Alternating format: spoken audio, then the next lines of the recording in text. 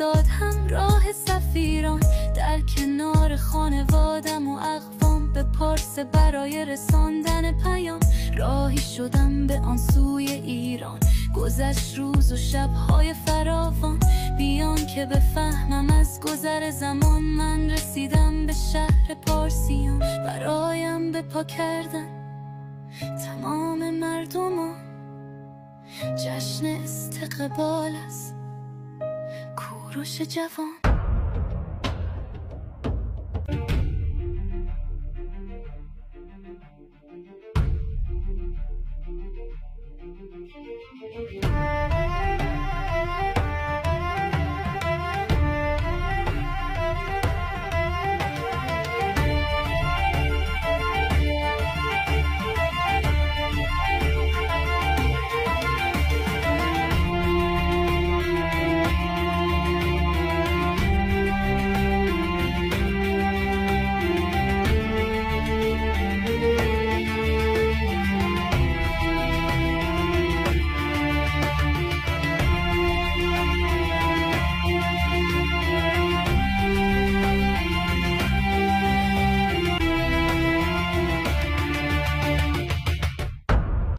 از جشنم در شبانگاهان، کنار خانواده روی ایوان، گفتم سخنانی از آن زمان، تا ناگهان مادرم شد گریان.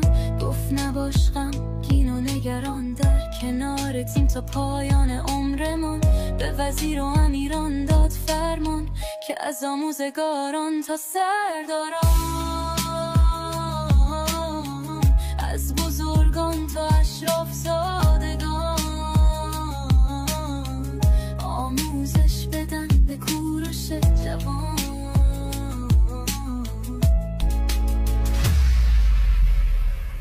در آموزه های پارسیان، عدم اطاعت از فرمان، تجاوز به حریم دیگران، هستش از بدترین گناهان. هر که باشد از مردمان، از فقیران تا اشراف زادگان، هر کسی کند این عصیان، می شود مجازاتی فراوان. در آموزه دیگر پارسیان، چیزی نیست به جز